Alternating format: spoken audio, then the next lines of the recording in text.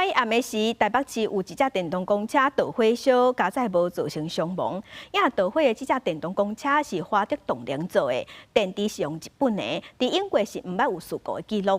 业者表示会配合调查。因若专家是认为讲，出问题无一定是电池芯，因为车咧走的时是问题真济，遮呢拢会记伫云端的记录内底当找到，需要个调查厘清。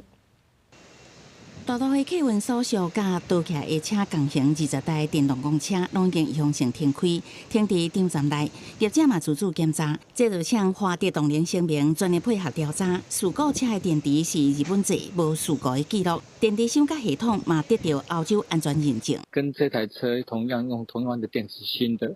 那也会这同步的一个情节，这样逐步的扩大，配合火调目前的一个调查的，然后提供相关的一些资料给火调来做进一步的分析。火调人员17下晡完成事故车的鉴定，带回相关资料。运安会嘛持续派员介入调查。有电动车的车评是讲，这件事故不是充电的时阵发生的，有可能是电池内部的零件发生短路。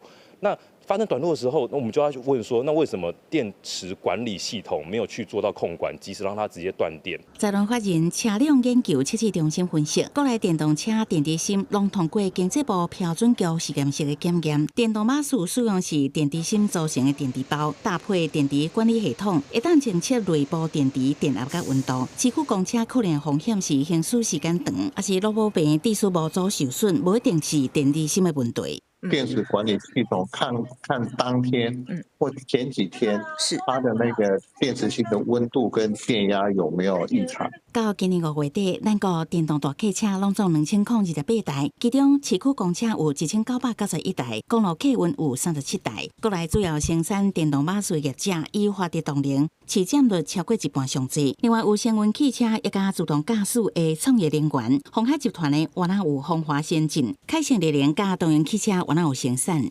新车检查通过了，就保证这部车用5年、10年、20年，都不出问题嘛。维护还有必要的这个定时的检查。